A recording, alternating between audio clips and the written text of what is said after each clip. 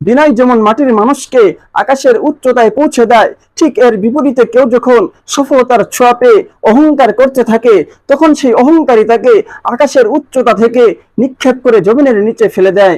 এক গল্পে অহংকারের উপমা খুব চমৎকার ভাবে ফুটে ওঠে।